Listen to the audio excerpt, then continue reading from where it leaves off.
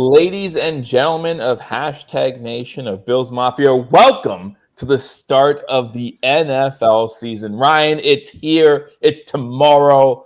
I am excited. How about you? Yeah, man, it's football time. It's football time. It's finally football time. College doesn't quite do it for me. So the last 2 weeks have been a slow form of torture for me, but we're finally back at it, man. Tomorrow night, kickoff of the NFL, best time of year, and it's football time. That's all you can say right now, man. And let's win some money this year. It's really exciting. I know, like, I was talking to someone at work on Friday or Tuesday or whenever, I don't even know anymore. And they were talking about how the weather's changed, right? I don't know about up in the Niagara Falls area, but here it went from like 90 to 70, like overnight. And I was like, yeah, it's fall and it might stink that it's already coming. There was no like buffer, but it's football season. And that's all I care about. I don't care about the weather. I don't care about anything else. It's football season. Besides, as an official, it's a lot nicer going out there in 70 degrees than 90 degrees. So I'll take it. So it's good. But Ryan, there are a lot of things this year to be excited about. First and foremost, I got someone helping me out this year. Ryan and I, we're going to compete. Yeah, we're going to try to win some money for hashtag Nation, but we're going to have a lot of fun. So Ryan, first of all, thank you for joining me this year for Rachel Sharpe Picks. Yeah, man, I appreciate you having me. I know we've talked throughout last season about some gambling stuff. We did some playoffs. Some gambling stuff. So, looking forward to you and I, and along with our new partners here, winning everybody some money, and hopefully we finish the season plus in the win column. That's the goal, right? We talked about it last week. Let's win some money so everybody can go buy some Christmas presents and, hopefully go into the end of the season up some money than what they entered in. And speaking of winning some money, I am very excited because before the U.S. Open started, one of the bets I made was Jessica Pegula advancing to the semifinal. Got some good odds there. And today, after defeating the number one overall seed, it happened. Her first time advancing to the semifinals in a major in her career. Congratulations to her. Obviously, Jessica Pegula, daughter of Kim and Terry Pegula, owners of the Bills and Sabres. So congratulations to her on that accomplishment. Now just go win the whole dang thing. That's all you got to do now is just win the whole dang. As Al Davis would say, just win, baby. Just win, baby. Just win. But Ryan, you alluded to it a little bit ago. It's not just you and I this year either. We have a partnership, and we're very excited about that. Ryan, if you want to give some details while I put the ticker up and give hashtag Nation, give Bills Mafia something to look forward to. Yeah, so this season we're really excited. Hashtag Sports, we're partnering with BetDSI. For those who aren't familiar, BetDSI, they've been around for about 20 years. They know how to treat real fans like us with the best odds, fastest payouts, and a platform that's as solid as that Bills defense. Whether you're betting on the Bills game to dominate the AFC or those crucial live bets during the game, BetDSI has everything you need to make your picks count. And this week and throughout this season, here's something special that they're giving just for hashtag Sports listeners. If you sign up today, you use the promo code HTAG, BetDSI is going to hook you up with 120% bonus on your first deposit up to $1,000. That's great money, man. That's free money. So extra cash to make sure you're backing the Bills the right way. We're going to be using BetDSI all season to provide you the lines, all the props that we're going to be giving you, all the parlays we're giving you, all the odds are going to be the BetDSI odds. So make sure you go check them out and use promo code HTAG for that 120% match of your first deposit. Again, that's free money, man. You're already up. And all you got to do is put some money into the account there, as easy as that. So we're excited to partner with BetDSI and looking forward to, again, winning some money this season. And hopefully the winnings for you and I, Joe, will go to a good cause. And we talked about that last week during the show a little bit, but we'll remind everybody throughout the course of the show. Yeah, throughout the course of this show, throughout the course of the season. Again, this is a little bit of a challenge, right? It's me versus Ryan. Who can do it better? A lot of YouTubers, they have their own type of pick'em videos, but we always try to put a little twist on it here, and that's what we're doing this year. And not only will we hopefully give some money to charity or wherever, and hopefully it goes to a good spot, we also want your opinion. What should the loser have to do? Listen, we're already betting money. We don't want to just give money. That's fun and everything. But we also want to make sure the loser remembers that they lost. Loser. So we will take your feedback, hashtag nation. Give us some ideas. And at the end of the year, we'll find one that Ryan and I both feel like is A, appropriate, and B, could be a lot of fun. And we will definitely do that. So without any further ado, let's get into week one of our razor sharp picks. And again, 16 games to start things off, talking about 32 teams in the NFL. We're going to talk about some betting trends. We're going to talk about all kinds of things. But yeah, let's first get started with who we picked. And Ryan, as right before we got on here, you sent me the email of the layout, and I'm going to show it on screen here. I'm actually we picked a lot of similar thought. We had a lot of similar thoughts going into this week one. Yeah, so you see any place where the yellow is, those are the easy games, in my opinion. I think there's a couple that are interesting and worth talking about. The yellow is where we agree.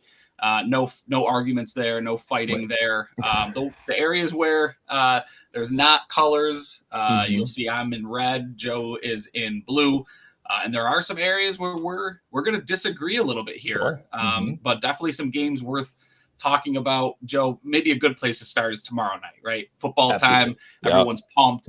Ravens at Chiefs. Chiefs got to try to defend their title. Ravens are looking to knock them off. Two of the favorites in the AFC East. Really exciting game going on. We both picked the Chiefs, both against the spread and the money line. A little bit extra for me this week. Joe's going to hop on the train next week. I actually went over-unders on all these games as well. Maybe the only thing that may surprise some people, I think it's going the under. Joe, I know you've got a stat around the unders when it comes to primetime games in week one, but I stuck with the under on that. I actually had the over on this game, and then I read that stat, and I was like, oh, man, I'm going to flip this because that's a good stat that Joe's got. It is. And listen, guys, if you're looking for bets, if you're looking for a quick way to win some money, this stat is pretty good, and it's been around for quite some time. I think it's like 20 years, something like last 9 years is that I have. But if you go back further, it's still true. Week one prime time unders last 9 years, 18-9 for the under. So 66%. 66% of the time for the past 9 years, the unders have hit on these primetime games. And, you're talking about the first week of the season. Everyone's hyped up. A lot of casual bettors will always bet overs because we want excitement. We want to see the scores. We want to see the touchdowns. Vegas knows that. And so they're going to put that number a little higher, have you guys bet the high, and then, of course, it will go under. And that statistic proves it. And that's just week one. If you look at primetime games overall throughout the season, you're still sitting at about 60% under. And for the past 20 or so seasons. So really good stat. And you'll see that come up in our props. I know I have a prop that shows that. I'm not sure if Ryan does his props yet. But yeah, you look at the unders for those primetime games. And again, Ryan, you're talking about what, 66%? So that's in this instance, we're talking 3 out of 4 games because this is the first time we have a Friday primetime game. So it's a quick way to start off on the winning end. Yeah, absolutely. So Joe, we think we both have the Chiefs winning and covering the spread, that -3. I just think the Chiefs at home to open the season. They're going to do the banner. They're going to get the rings. I mean, that's emotional night. Some would argue that, there might be an emotional fall off from that, but this is old hat for the Chiefs at this point, man. I mean, I just don't see how the emotions of that game don't get channeled. And the Chiefs probably get off to a quick start. Baltimore's got a relatively new offense, might take some time. I think they're going to focus a lot on Derrick Henry this year to run the football. That sometimes leads to a slow start. That's kind of my thought process around that game. Yeah, I'm looking at this game and I'm saying just last year, let's not forget what happened. Chiefs won the Super Bowl. Then they have a letdown against the Lions. A good game, great game, but it was a little bit of a letdown week one against the Lions in Kansas City. Like I said, banner being raised, all that.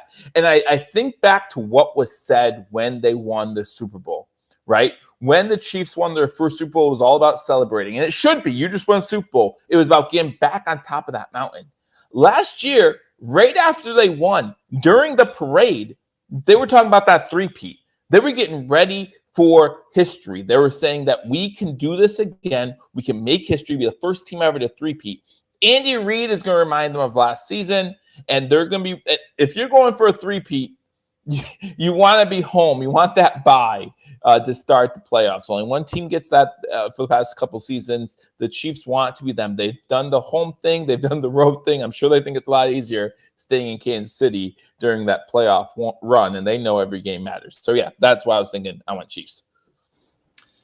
Yeah, absolutely. And next game on the docket, we agree, Eagles. Yes. I always find -2.5. That's a tough line. I usually will trend towards, if I pick a team to win outright, I'm going to pick them to win by more than 2.5. So right. A field goal or better. That's just typical.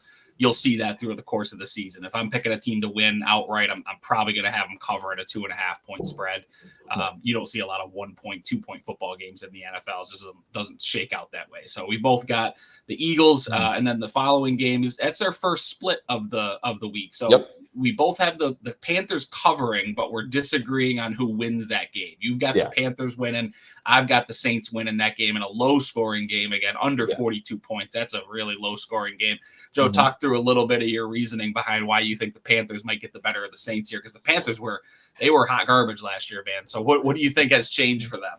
They were absolutely hot garbage last year, but I think about that rookie quarterback there. Didn't get a lot of playing, right? He got hurt early on in the season. So not only did he not get to play much, the Saints didn't get much film on him coming out. So really that's where I'm going with that. I'm not going to lie to you. When it comes to these NFC teams, especially the NFC South, I don't pay much attention. I see Derek Carr and the Saints. Like, I know who's on the team, but at the same time, I just think that the Carolina Panthers might pull off this upset. And I agree with you. It's going to be an under. And when you get those low-scoring, close divisional matchups, you just don't know what's going to happen. Again, we both think Carolina's going to cover that spread. So the fact that we have a difference in opinion of who's going to win the game means we have a difference of about 3 points. Like, that's our difference. You know, we both think this is going to be a close game. I just think Carolina finds a way to get it done late. Maybe the team that gets the ball last able to drive in the field goal range, whatever the case might be. But that's my thinking when it comes to the Carolina Panthers. All right, so Joe's got the Panthers, I've got the Saints. Now we've got our first shared opinion here in terms of a dog, a home dog this time, which you don't see a lot in the NFL. I'm not sure, Joe, because the Giants are at home, man. I don't know what they're seeing in Minnesota that they've got them at 1.5 point favorites. Because again, I mean, home. It used to be a 3 points just for being the home team. Now it's about 1.5. So they've got this as a pick 'em. I think the Giants are going to be better than they were this year. And I don't see a direction for the Minnesota Vikings being led by Sam Darnold. I don't see a direction how they're a better football team than they were last year. You could make the argument that they're absolutely worse in this one. So Joe, I mean, this seems like easy money to me with the Giants at home. They've got, they've got a retooled offense with Devin Singletary at the running back position. They've done some work on their defense. I just feel like the Giants are going to come out and play pretty well here to open the season. Daniel Jones has a lot to prove in his final year in New York. So, I mean, again, I think this seems like easy money to me. Yeah, no, I 100% agree. The only way I could see Minnesota potentially win this game is if Justin Jefferson just goes off. But again, you look at the person throwing him the ball, and can you really rely on him to be consistent enough to find Justin Jefferson? We do know that the Giants don't have the greatest secondary. They tried working on that this offseason, but things haven't panned out there. But yeah, this Giants team, like you said, Daniel Jones contract year, he knows that. Devin Singletary, I think Devin Singletary is getting less credit than maybe he deserved. I thought he had a good season last year. Will it pan out this year? Obviously, we don't know. Again, I think I agree with you. They made some adjustments on the line, which is always important. And we're not that far removed from Brian Daboll surprising a lot of people his first year in New York and having them as a pretty good team. So, again, I agree with you. I think that the Giants, home dogs, I don't think they should be home dogs. I think the Giants come out and flat out win this game. Yeah, and let's not forget Devin Singletary, I think underrated last year, but very much familiar with the Brian Daboll offense from their time in Buffalo together. So these are two dudes that know each other really well. Devin Singletary, one of the better backs in the league in terms of yards before contact, and actually one of the better backs in the league yards after contact as well. Dude's a bowling ball between the tackles. He doesn't get enough credit for being the top 20 running back that he probably is when things are all said and done. So moving into Chicago next game here, we think the Bears are going to run away with this one. I don't think Tennessee's going to be very good this year. I think this is another easy pick for me. I didn't waste much time on it. I think I'm going under here. Notice I'm under on every game so far this week. Yeah. I just think week one, teams are going to be feeling each other out. I think you're going to be hard pressed to find any shootouts. I have a few shootouts here, but yeah, I mean the unders I think are going to be the strong plays this week. And yeah, that's the right play. That is the right play. Just looking at the numbers, that's the right play there. Yeah, I'm actually very excited for Bears fans. I feel like this is the first time in a few seasons where they've come into week one really feeling like they have something to look forward to. Even if this isn't a playoff caliber season for them, which it could be, they know that the future, as long as everything pans out the way they think it should, looks very bright in Chicago. And Chicago went out and they got some names, they got some players, they got some studs. And I'm very excited for the Bears, and I hope it pans out for them. As someone who is a Bills fan, again, not a fan of a team in the NFC. I just enjoy watching good football. I think this Bears team, it's about time to step it up a notch maybe. And yeah, I'm very excited for Bears fans. Yeah, it'll be interesting to see, too, from a fantasy perspective, where those points come from. That Bears game, 45 points, that's an implied point total of 24.5 points. That's a lot of points for the Bears compared to what they were scoring last year.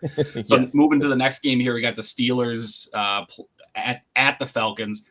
Yeah. Another one where we agree, but we pick two different sides of the coin here. The first, we think the Steelers are going to cover that +3. I think this is going to be a tough game. This is going to be kind of a dogfight type of game. But I do have the Falcons winning this. I just think from a talent perspective, talent tends to win out. And I think that's where the Falcons are more talented on offense. But I think the Steelers are talented enough on defense to keep this close. I think Tomlin's going to want to try and grind things out with the two running backs. And that's going to keep this a low-scoring game.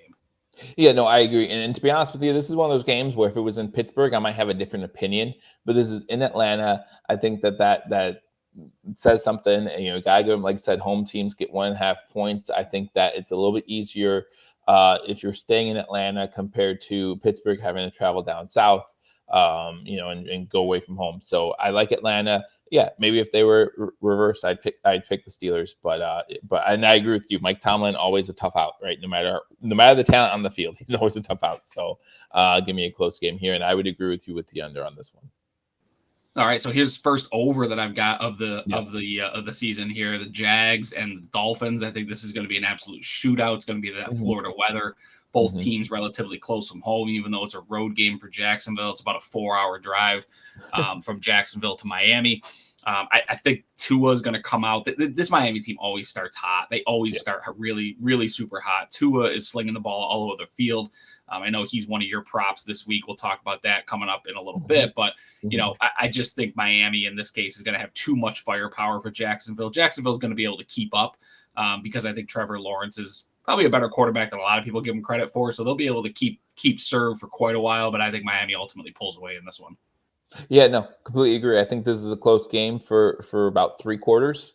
But Miami constantly one step ahead, right? Like up 7-3, like just constantly one step ahead. And then come fourth quarter time, they kind of pull away a little bit. I wouldn't be surprised if this becomes a double-digit spread, but it's one of those games where the score won't be as indicative as how close this game actually was. But yeah, I like what I see in Miami early, just like you always do, right? They always look good in September. September's never a question. It's when you get into the colder months, what is going to happen? They don't have OBJ, so that could be a little bit of an issue, something that they were maybe looking forward to. But if you look at their weapons, they have plenty enough weapons. You have A-Chain in the backfield. I think he's going to be pretty good to start the season too. So yeah, I got the Dolphins at home. Next one here, New England traveling to Cincinnati. This line is interesting. So everyone keep in mind, these lines are as of this afternoon, which is Wednesday, September 4th. This was before the Jamar Chase news. So this was before they said Jamar Chase came out and did practice today. So this line actually moved quite a bit earlier in the week. It was about a 9. New England was about a 9-point dog. It shifted to 7.5. It's probably going to get back to closer to 9 by the time this game kicks off because of the fact that Jamar Chase, it looks like he's going to go. So, Joe, we disagree here in terms of the spread. I think that Cincinnati's going to cover that 7.5. I think they're going to win this, probably a 2-possession game, which is going to be about 10 points, somewhere in that range. We both have the Bengals winning, but you've got the Patriots keeping this a little closer. Excuse me. Yeah, again, me going through some stats. Since 2005, underdogs of 6 points or more in week 1 are 57, 40, and 2 against the spread, 59%. That talks about 2 games this week, and this is one of them. I just see that, New England, we know their offense is going to be pretty bad, right? Their offense is looking for an identity, but you can always trust on that defense to kind of keep things close and make things seem more manageable. We saw it as Bills fans, we've seen it a lot, right? We saw a game where they passed the ball 3 times and we still lost, things like that. I think new coaching staff will be interesting to see how they adjust, right? This is the first year the Patriots don't have Bill Belichick since 1999. So that's going to be an interesting field to see someone else on the sideline. But I think the Patriots defense keeps this thing close. But yeah, I think the Bengals overall win this game. And yeah, just don't know how much struggle. Again, maybe a late touchdown by New England keeps it closer than it should be. But yeah, I think New England does keep this one within 7.5. So we move on to the second half of games we have going on here. We got the Houston Texans on the road. A division matchup against the Indianapolis Colts. We agree on this one here, but I do see a lot of people picking the Colts to win this game straight up. You have 85% of the Vegas money on Houston. So if you do look at that, that's something to be aware of. But for the most part, I just like this Houston Texans team a little better. And just the addition of the running attack on top of all those weapons is something to watch out for. Yeah, I think this one is Indianapolis is going to want to try to run the football, right? They've got Jonathan Taylor. I think they want to protect Anthony Richardson as much as they can. I don't see a ton of passes from him. Again, we talked about last week that one of the interesting stats from him is he's only thrown 477 pass attempts since 2019. So he does not put the ball in the air a lot. He likes to run the football himself. I think they're going to try and protect him from himself, a la what the Bills did, a few years ago with Josh Allen, where his rushing attempts just went way downhill after an injury. Jonathan Taylor is the definition of a workhorse running back. I think he's going to see close to 30 touches in this game. That's going to slow things down, which is why I have the under. But again, I think it comes down to talent. And offensively, I think with Joe Mixon, Stephon Diggs, Nico Collins, Tank Dell, I think just Texans are just up and down more talented. So I think they're going to wind up winning this football game. Now we come to a big split here. I see J17 in the comments. I see Bill's Mafia probably looking at me going crazy. But if you were with me a couple weeks ago when I did my season prediction, I have the Arizona Cardinals upsetting our Buffalo Bills. I think back to not too long ago when the Bills played the Steelers in Buffalo week 1. Believe this was 2019, maybe 2020, not sure.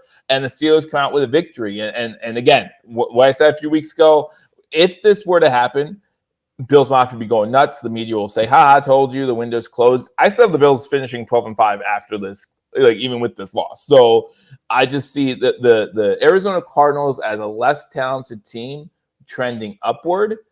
And I see the Buffalo Bills, the Buffalo Bills didn't score a touchdown in their first 2 preseason games. How's that offense going to click early on? Things might not be working as well. And then you think about the secondary, you think of Marvin Harrison Jr., how well is he going to do in his debut? I think this has the recipe for an upset. Yeah, I think the Cardinals are going to be sneaky good from a fantasy perspective this year. What that means, I think they're going to score a ton of points. The problem is I also think they're going to be a really bad defense. They were really bad last year. They were one of the worst teams in the NFL against the run. And I think that's where the matchup comes into play, and that's where the difference is for the Bills in this one. I had this as a high-scoring game, which is why I also have the Cardinals covering. You typically don't see a lot of games that go over that 48-point threshold that wind up being 2-score football games. So I see the Cardinals covering this one and keeping it tight. But it comes down to experience. It comes down to whose defense can hold at the end of a football game. And in this instance, I think the Bills are just a little bit better to that end, and a bad matchup for the Cardinals because, again, they're really bad against the run. They didn't do much in the offseason to shore that up. And I think that's going to be a focal point for Buffalo this year. I get into that in one of my parlays that I pick. I think they're going to run the football. It's going to be the James Cook show on Sunday. And I just think the Bills are going to be too much at the end of the day here. But, Joe, I mean, I see the path that you picked on this one. I definitely see the path. This is an upset alert territory. A lot of people may not be thinking it. But the Bills weren't great last year in games where they were touchdown favorites. They just weren't. They lost the Denver game. They really were in a tight game against the Giants and probably should have lost that with the pass interference. So, they don't do well when they're double digit, double digit favorites. Yeah. And this one's a touchdown favorite. Again, this is a line that's moved quite a bit. It was 5.5 points about a week ago, and now the money is coming in late on Buffalo as things start to get shored up for the Bills and the season approaches. So it'll be interesting to see where this line lands, but we both like the Cardinals covering, but I'm sticking with the hometown team. I'm picking the Bills to win this football game. Yeah, I think it was even up, like you said, it was at 5.5, and then I think it went up to like 7.5, and now it's back down to 6.5. So really a lot of movement, like you said. But yeah, it's not indicative of how I think the Bills are going to do this season. Although, again, if we were to lose this game, I know what the media heads would be saying, both in Buffalo, around Buffalo, and just in the nation. But I do think that the Cardinals win. And yes, J17, I was thinking about Hail Murray a lot this week, hoping it doesn't happen like that again. But we will see. Going into another game where we see a little difference, divisional matchup.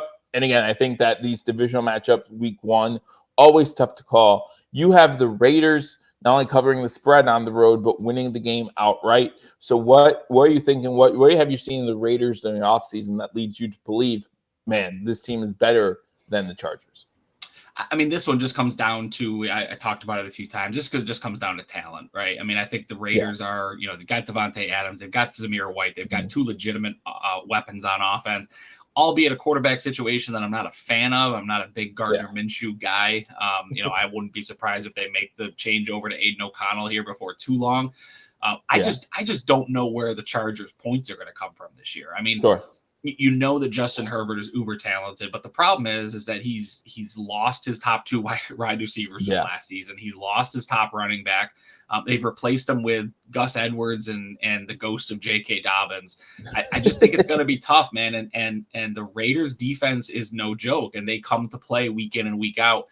It's an under 40.5, and I'm still taking the under on this one. I think this is going to be an old-fashioned type of football game that you would expect.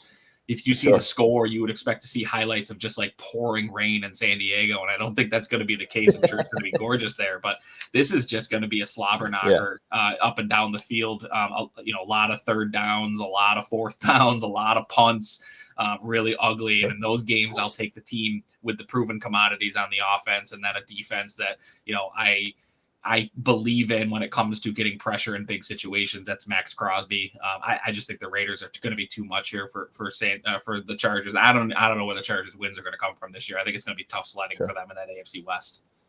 Yeah, I look at this and I see the Raiders, and the Raiders, once Antonio Pierce became the interim head coach, now full-time head coach, they played pretty well. They pulled off some wins late in that season. Like, I think the Raiders can be one of those sneaky teams. They got the talent. Unfortunately, it's the mustache man that really just has you questioning whether or not they'll be good enough.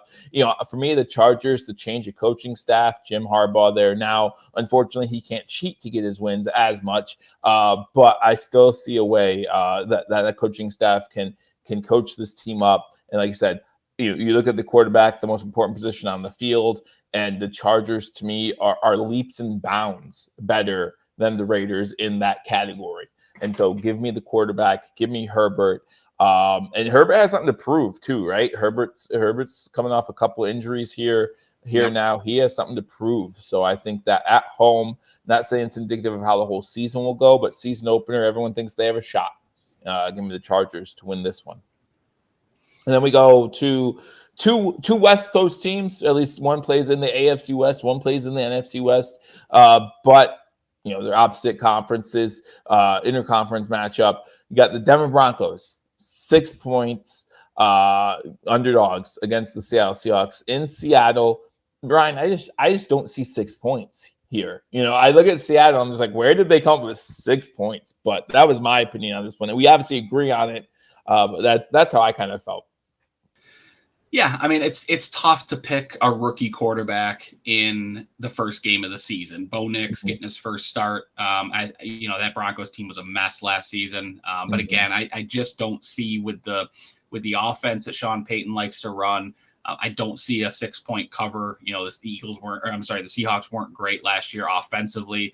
I don't think that changes this year. They haven't done much other than just bring all of their guys back and focus on the defense. So that's where the under comes from for these two games. But again, when you're talking about under 42 points, it's tough to see a 7-point favorite or a 7-point victory for either team. So I'm taking the Seahawks to win, but I'm taking the Broncos to cover. I think this is going to be probably a game that you're going to see on Red Zone a couple times throughout the course of the game, but it's going to be another pretty boring one, just like the Raiders and Chargers. I don't see much happening there. Yeah, and this is one of those games where if you're picking the under, like you just said, you don't want to handcuff yourself with your bets, right? So many times people, and I've done it so many times, it's insane, where you pick someone to score a touchdown, but then you pick the under, and it's like, well, you're really handcuffing yourself as far as giving that person chances to score a touchdown compared to how many points we score in the game. Same thing here. If you're picking the under, you kind of have to pick that they will cover a 6-point spread, because like you said, it's hard to cover a big spread and have that under. I think it's going to be a low-scoring game as well. I think both these teams might try to run the ball. Denver because of the rookie quarterback, Seattle because of the new coaching staff, and they do have Walker back there who has proven that at times he can be a good back. But now we go to a game where we both have the underdog on the road pulling off the upset. I see in that corner right there again, though. Don't forget, guys, bet DSI helping hashtag sports out all season long. And they're going to help you out too. Again, look on the bottom of the screen with that promo code HTAG, and you will get 120% match on your first deposit for bonus bets. So they will match your first deposit up to 120%, really hooking us up. And again, hopefully hooking you guys up all season long. So yeah, we both have the Cowboys saying that plus 122. And for those who don't know, if you bet at something at plus 122, you put down 100, you win 122 if you win the bet. So you're getting more money here. You're finding the money when you can, and that's what we're are trying to do here. I just don't see Deshaun Watson as other people do. I still hear people saying, oh, if Deshaun Watson plays like the Texans, Deshaun Watson, that guy's gone. That guy's never coming back, and I just don't understand why people don't believe that. Yeah, I mean, I don't see where they're getting the favorites here. I don't understand where they're thinking that the Cowboys, who had a prolific offense last season, they've brought everybody back. You can argue that they're better at the run game this year because, let's be honest, Tony Pollard was an absolute disaster last year. And Zeke wasn't great, but from a fantasy perspective, which I like to look at things from, he was a top 24 running back last year. Who would have thought that Zeke would have been a top 24 running back last year? So the Giants bring him back. They've still got Rico Dowdle. But at the end of the day, it's the Dak and CD connection, and those two have the absolute ability to create fireworks every week. I'm going over on this one. I think this is going to be a sneaky shootout, especially when you look at two good defenses. But I just don't see how you could look at this game and say, yeah, the Browns deserve to be a favorite, other than they're at home. But again, that's only worth about 1.5 in today's betting line. So they're picking the Browns as favorites in this, even without the home field advantage.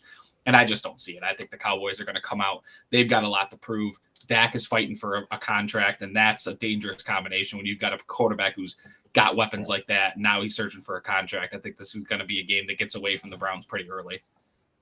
Yeah, no, I can agree with that. Now, this one is a complete disagreement. We don't have too many of those on the week one slate, which probably means we're going to both be wrong a lot. But we don't have too many games where we think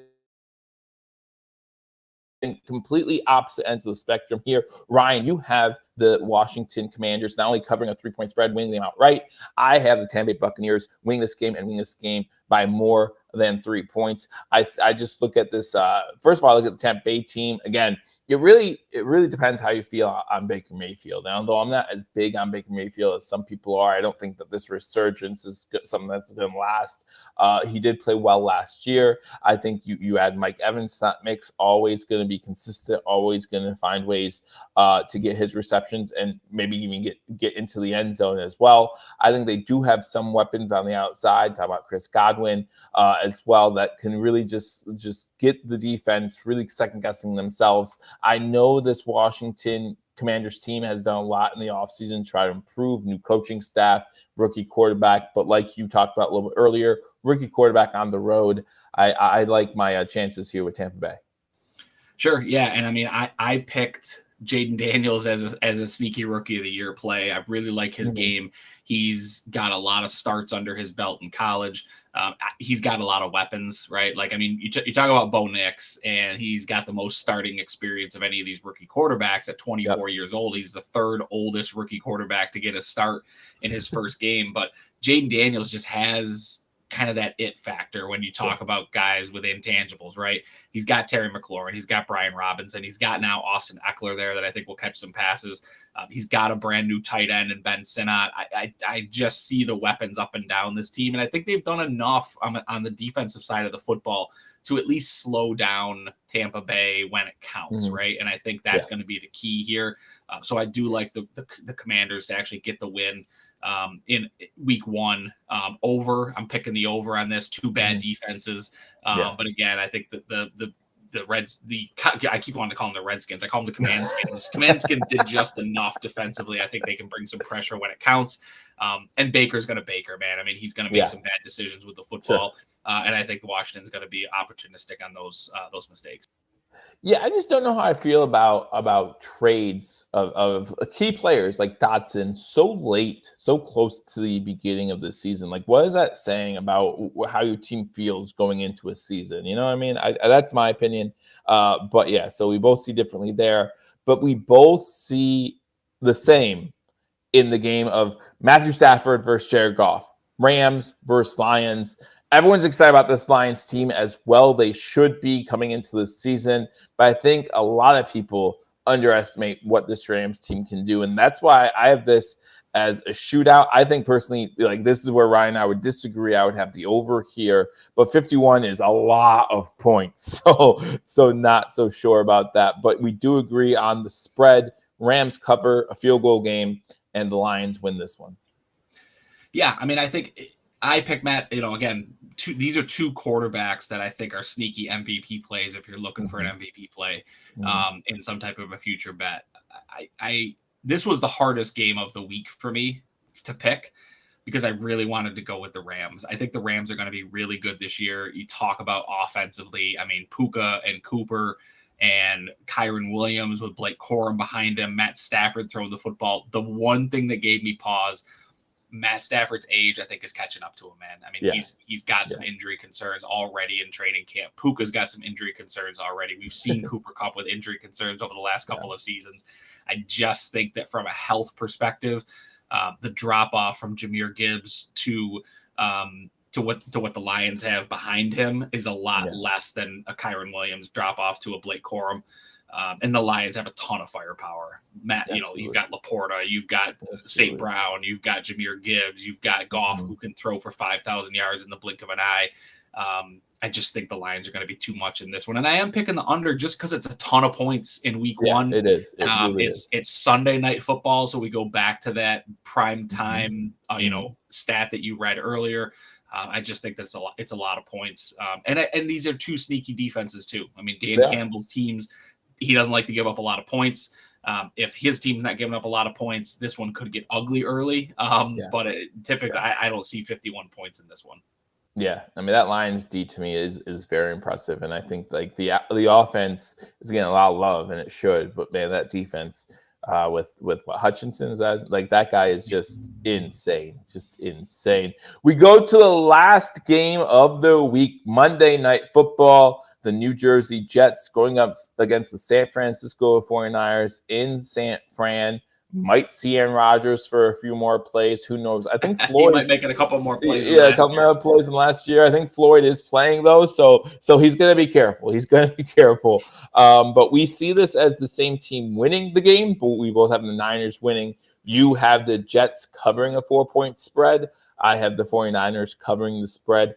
I just if the Jets can't get Breece Hall going, and I don't see Breece Hall getting going in this game, I just don't know how Aaron Rodgers can we've seen Aaron Rodgers and Garrett Wilson fighting on the sideline during training camp. This is game time. And are they connecting? Are they gelling? Are they ready to put up some points? I do agree it's going to be a low scoring game. But I do see the 49ers being ahead most of this game and not looking back. Don't know, I love this Jets defense, but San Fran's a different animal. Just a completely different animal when it comes to offense because of who's in the backfield. And I see that being really the ultimate factor in this one. Yeah, I mean, I love the Jets defense. This is really my pick for them to keep it close is really more indicative of my belief in this Jets defense. I think they're the best defense in the NFL, top to bottom. I think they've got a wonderful head coach in Robert Saleh who gets that defense ready to go. Now, same argument could be made for Saleh as I have made for Sean McDermott. Is he a better defensive coordinator than he is a head coach? And I think there's an argument to be made there. San Francisco's a different animal, man. But when you look at the Jets, they're built to stop the run. They've got a lockdown corner who can set up on one of the wide receivers. Question is, do they have one that can line up on the other wide receiver for San Francisco? But I think the Jets can keep this one tight. I think they can keep it close. I just question whether Aaron Rodgers has enough in the tank to get it done at the end of the day. As a 40-year-old, he wasn't great 2 years ago when we saw him in Green Bay at the age of 38, 2 years removed from a single snap. And a torn Achilles. I mean, everyone wants to talk about, but their quarterback play is going to be better this year.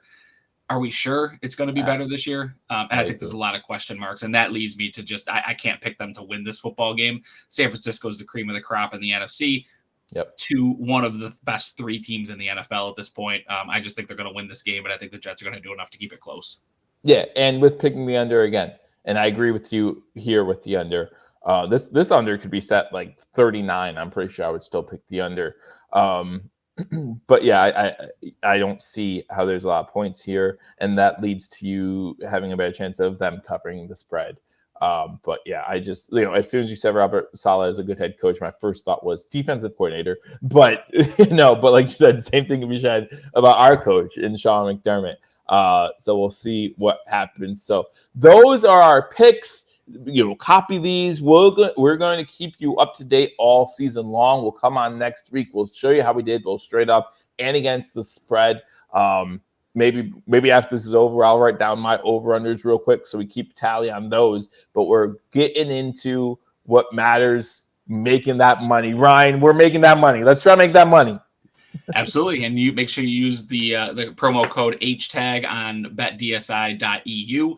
They're going to give you 120% bonus and free bets up to $1,000. Thank you to our partners over at BetDSI. Really excited to partner with them. As a reminder, all of the lines, spreads, over-unders that you see tonight, as well as the props that we're getting ready to go through, those are all courtesy of our friends over at BetDSI. So make sure you go give them some love, as well as they are giving you some love and some free cash that you can have some fun with. And that's what we're going to talk about next, Joe, is having a little fun with our money here. We get some parlays going, as well as some player props. I do want to remind everybody before we switch over, please do not bet money you cannot afford to lose. Yes. That's the worst thing that you can possibly do. There's a lot of resources out there for folks who do have some problems with gambling. So if you do have problems, please make sure that you seek out the help that you need. When we talk about units and bets, we're talking small money wagers at this point. We're not advocating people to, try to make their house payment, but hopefully by the end of the season, when all things add up, we've got enough money to kind of help you buy some Christmas presents for the kids, for the family, things like that. That's what we're looking to do here this year. So make sure that you gamble responsibly. And again, don't gamble what you can't lose. And listen, Spin, I have your comment posted here for a reason. We did it 1 year. There was like 22 entrants or something like that. Okay. So yeah, I think about Pursuit of Happiness when he's like, I graduated top of my class of like 8 or whatever it was. Like, good for you. But we did it 1 year. You didn't put me on tilt any more than the Bills losing a game puts me on tilt. So whatever, You do what you want to do, Spin. But congratulations on winning that year. Never doing it again. And if I do, you're not invited.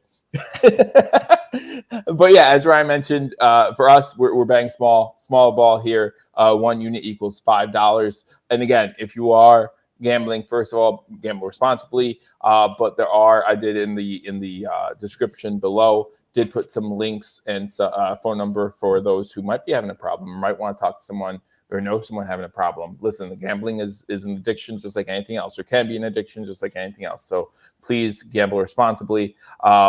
But we're gambling responsibly, and we're having some fun with it. So let's get right into our picks. Again, we're betting $5 a unit, 6 units available each week. We have one lock parlay of the week. It's our lock. And I believe we said that the lock has to be at least 2 units. Is that correct? 2 unit bets are the locks of the week. Absolutely. Yeah, awesome. So that's how we're doing it. So follow along. Again, we will let you know. We'll keep a running tally of this as well to let you know how we're doing. But again, even though none of our prop bets are exactly the same, I think our heads were in the same space with some of these prop bets. I think look at Joe Mixon. We both think Joe Mixon is going to have a big game, right? Like things like that. I think that we can look at these and see where we think alike. Yeah. So Joe, why don't you break down your pick of the week here and kind of the rationale between what you got? Joe Mixon over 54.5 yards, Mike Evans over 70.5, Tua Tagovailoa with 2 or more passing touchdowns. Now you had 1.5 passing touchdowns. Our friends over at BetDSI, it's equal money. I always like to do the 2+ passing touchdowns because I think it makes it easier for everybody to understand. So talk about that parlay a little bit. Yeah, absolutely. I think that with Joe Mixon coming into that Houston game, I think that Houston's going to work that ground and pound a little bit, right? Everyone's worried about Diggs, Dell, Collins. Like there's so many weapons, Stroud, that can beat you. But you look at Joe Mixon, what he did last year with the Bengals without Burrow in there, he really kept them in a lot of games. I think people are, undervaluing what Joe Mixon can do. For the Houston Texan team, going up against a team that really wasn't great against the run last year in the Indianapolis Colts. So I think they try to run the ball consistently, create a running game. You all know what they say. If you create a running game early, it opens up the pass later in the game, and I think that's what they do here. Mike Evans averaged over 75 yards per game last season. You look at Mike Evans and that Tampa Bay offense, who else? You do have Godwin and everything, but like I said before, Mike Evans always finds a way to get his, and I was actually questioning to myself, do I want to bet the over in yards or do I want to bet the over in receptions, which I think is like 5.5. I chose yards, but I think Mike Evans can have a solid day in that game. And then Tua, it's going to be Florida. It's going to be gorgeous weather. I think Tyreek Hill is going to at least get 1 touchdown. I know that he wants to go after that 2,000-yard mark that he just missed out on last year. And so in order to do that, he's got to have a lot of big games. And I think this is an opportunity for Hill, for this offense to have some big games. And also, let's not forget last year, maybe not a lot, but a few of the touchdowns that A-Chain scored were passing touchdowns, right? So a screen pass that runs for a touchdown is just as good. Like, I don't care where they come from. But so I see Tua. Again, I think this is a game that you had the over on. So if it's a high-scoring game, we are going to see a lot of passing touchdowns. So that was my thinking there. Again, 2-unit play plus 475. So hopefully my $10 bet will win me $47.50. It'll be a great way to start off the season. Absolutely. So my lock of the week this week, I'm going with a fun little anytime touchdown parlay here. I got Derrick Henry anytime touchdown, no brainer there, right? They get inside the 10-yard line. Who are they going to give the ball to? It's going to be Derrick Henry. Joe Mixon, I think the new guy, if they didn't run the ball a lot last year. The Texans didn't when they got down into that red zone. But I think that they're going to give the ball to the vet in those situations. Yeah. That's what they brought him into. Sure hands. He loves to get into the end zone. And most importantly for a running back, he's going to be vocal on that sideline, man. If they get down inside the 5 and he doesn't get the ball, he's going to let them know about it. So Joe Mixon, anytime touchdown. And then I like Devin Singletary. I talked about him earlier in the show here. When you talk about the Giants, they're going to have to score points. I've got them winning that home game where they're a home dog. But let's not forget where those touchdowns are going to come from, man. Devin Singletary, one of the only semblance of offense that they have. you got the familiarity with Ryan Dable. I really think he's going to get into the end zone here. So I've got a Derrick Henry anytime touchdown, Joe Mixon anytime touchdown. Reminder, anytime touchdowns, that means they're going to run it in. That means they can catch it and run it in. Yeah. So that's why I like going with running backs in those situations. And then I've got it down Devin Singletary anytime touchdown to cap things off, put the cherry on top. That's going to get you plus 650 on Bet DSI. So that would put me at 65. One for my 2-unit bet. So that's my lock of the week here. A little anytime touchdown parlay, which I always like to start things off with. I didn't want to get too crazy with the first touchdown scorer of the game parlays, but might be there if I'm chasing some money later on in the season. We'll see what we keep in our back pocket. So Joe, you talk about that other parlay that you threw up there.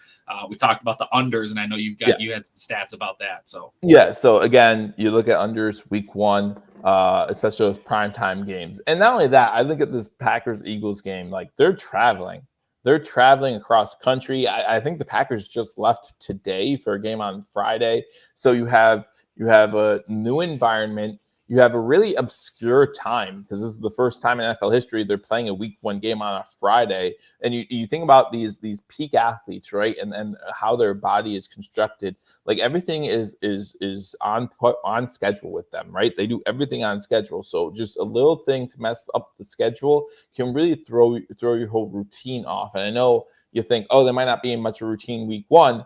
Well, no, they're still getting into that routine to start to see. They know what's coming. It's an 18-week haul. So it's going to be a tough one. So just a lot of circumstances around the Packers-Eagles game made me think that, hey, they're going to go under again. And I also think the running attack, both these teams have fancy new running backs in the backfield, so might run the ball a little bit more. And then you look at divisional matchups. Not sure if I put down the divisional matchup unders, but I know there's something we said there as far as divisional unders as well. I don't have it written down on paper about how often they hit, and I think that's just going to be the case here as well. The Saints, Panthers, neither team really offensive explosion. I think to me this getting plus 272 is awesome. Like I didn't think it was going to be this good of value. So again, $5, give me that $13 or whatever it's going to be. Again, we'll count that as a win.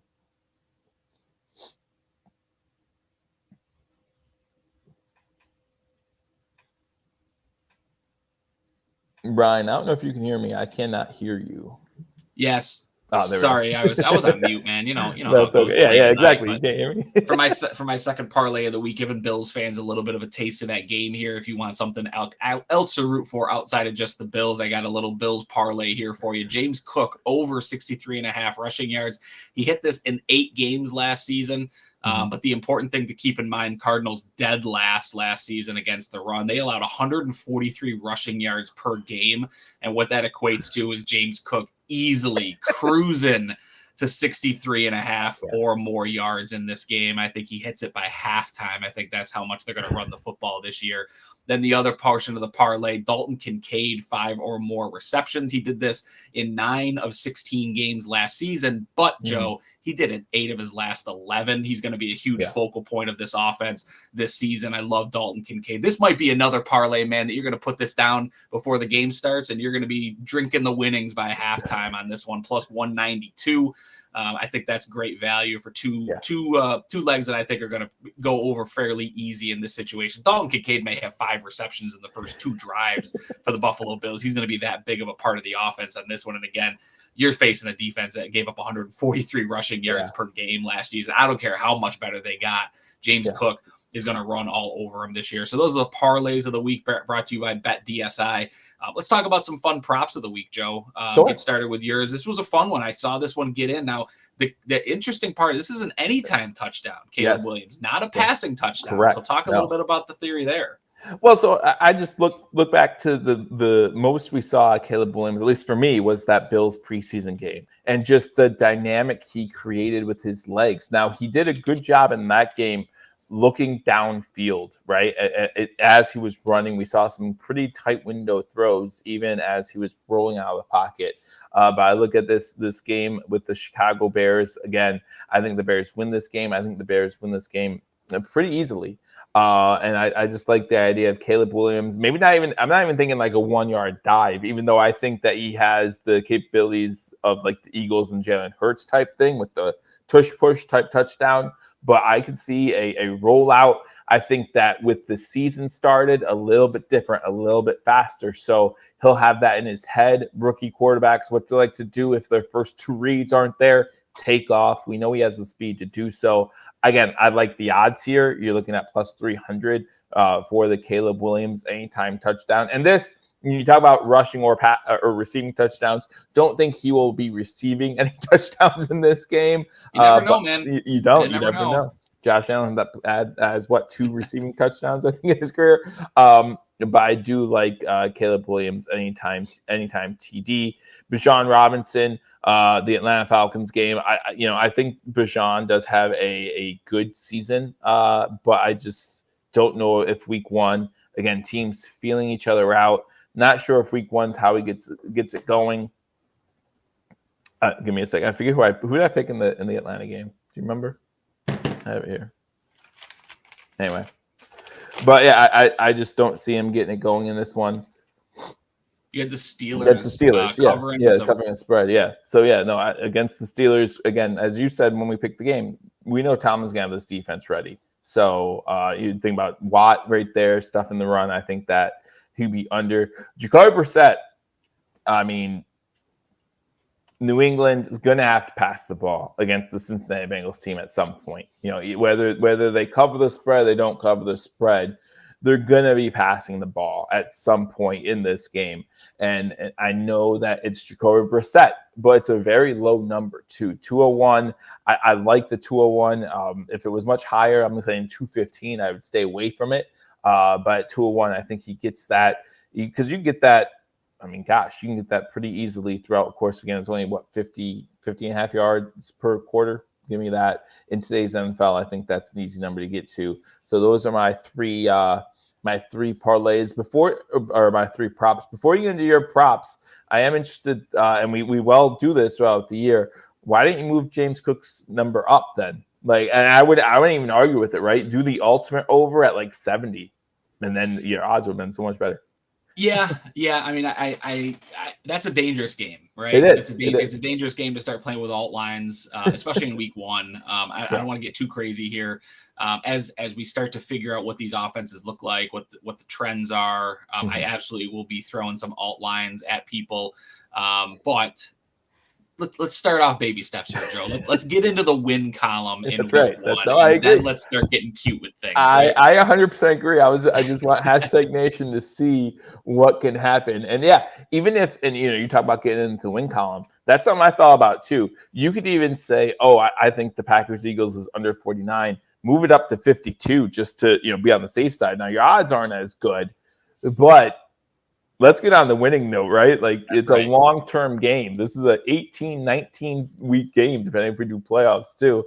Let's see. What do you say at the beginning of the show, Joe? Just win, baby. Let's just win for week 1. Just win.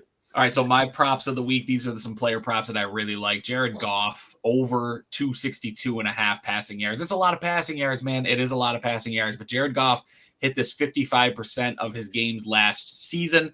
But again, like I did with the Dalton Kincaid stat, 7 of his last 10 when you include the playoffs. So Jared Goff over 262.5 passing yards. I really like that line there. That's going to pay minus 117. So this might be a little teaser that you throw together along with some other bets if you want to create a parlay, or you can just leave it as a standalone bet just to get something in the win column. As that game approaches on Sunday night. So, and then Baker Mayfield over 244.5 passing yards. This is another one, man. Baker hit this in 11 of 19 games last season when you include the playoffs, and 5 of his last 6, which earned him that contract, including that victory against the Eagles on the road. So Baker over 244.5 passing yards. I like this one. Washington was last against the pass last season. They allowed 272 yards per game on average. So again, I like Baker Mayfield there. And then the other thing about the Jared Goff passing yards, it's the highest over under the week. So if I'm going to be wrong on the under, I'm going to be right on Jared Goff. So I figure I'd hedge my bets on that one as well. And then the last one, Taysom Hill, anytime touchdown. it's Taysom Hill, man. It's an anytime touchdown. He could get it returning kicks. He could get it returning punts. He could get it running. He could get it passing. He could get it catching the ball and running it in. Taysom Hill, this offensive team loves Taysom Hill this year. All accounts out of camp is he's going to be super involved in the offensive scheme in these games. So let's see what week 1 looks like. Taysom Hill anytime touchdown is going to give you plus 190 on that one there. So those are our player props and parlays of the week, brought to you by BetDSI. Just remember, before I turn things over to Joe to close us out here, BetDSI, they're our partners this year, man. Support the folks who support us. Give them promo code HTAG when you sign up. They're going to match you 120% on your first deposit up to $1,000. That's in free plays. So we talk about getting cute with our money. Use the free plays to get cute with your money. And then if you win, you feel great. If you lose, it wasn't your money to begin with, right? So make sure you help out the folks over at betdsi.eu. They're our partners this season. We're happy to have them. All the lines, odds, over-unders, those are all provided by BetDSI for us. So we really appreciate that. And Joe, man, let's win some money this season. Yeah, absolutely. And you and I, we just got into BetDSI with this partnership. And one of the first things that I noticed as two people who use multiple different sites throughout our gambling history, the interface here is amazing. It's unlike any other interface that I've seen so far. And it's really easy to use. And I'm enjoying it. I really am. So, and I don't just say that. I'm not just promoting, we don't promote things that we don't use, right? We're using BetDSI and I'm enjoying it so far. They make it way too easy for me to build multi-sport parlays. That's going to get me in some trouble in the NBA. So I'm just going to say that right now. BetDSI, I blame you for that. For such an easy to use user interface, but BetDSI, I'm disappointed I hadn't heard about them until now, because it's a really nice site. They've been around for quite some time. But man, I had to take advantage of that promo code that they were giving us. That's too good of a deal to pass up. Absolutely. And you talk about they have the casino as well, just like all the other apps, and they even have horse racing, which I haven't seen too much of either. Like, that's pretty interesting. So if that's something you're into, you definitely have different things that you can get into and have fun multiple different ways over at BetDSI. And I'm looking forward to doing that all season long. So yeah, for Ryan and myself, listen, again, it's going to be a great season. Tomorrow starts it all off, Chiefs, Ravens. And Ryan, listen, I haven't told you this. I've told very few people this.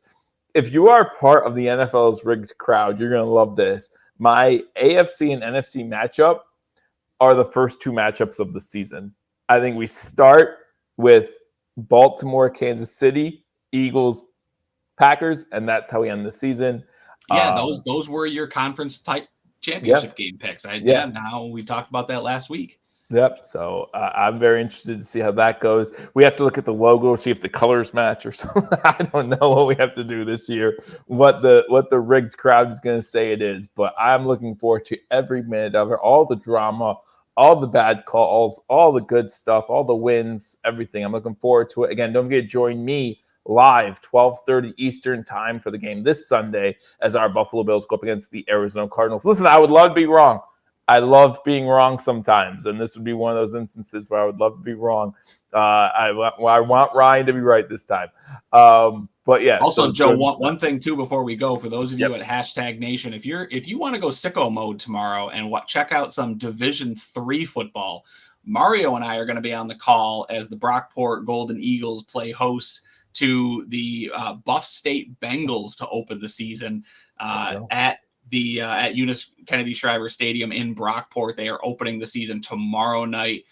So man, I'm gonna go old school and I'm gonna record opening night of the NFL in favor of calling a Division III football game. So again, if you guys want to go sicko mode, it's going to be, I'm sure Mario's going to share it. I'm going to share it. It's going to be rocksportsnetwork.com. Make sure you check them out. YouTube, ROC Sports Network. Make sure you check us out on Facebook as well. We're going to be broadcasting the game live.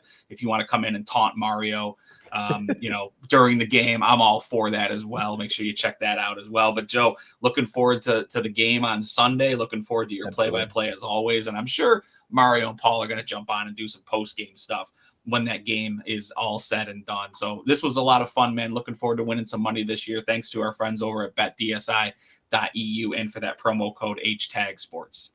Yeah, and again, that's gonna be all year long. So if you can't get in this week for whatever reason, that's gonna be there for you. We'll keep it down both during the Razor Sharp picks and during my lives for the games. Again, it's going to be a lot of fun. Ryan, thank you so much. It's getting late. We thank everyone who joined us at Hashtag Nation. If you're watching this on replay, that's great as well. Make sure you hit that thumbs up button. If you're not subscribed to Hashtag Sports, be sure to do that because I'm sure there's going to be a lot more stuff coming down the line this season. It's going to be a fun one. I'm looking forward to it.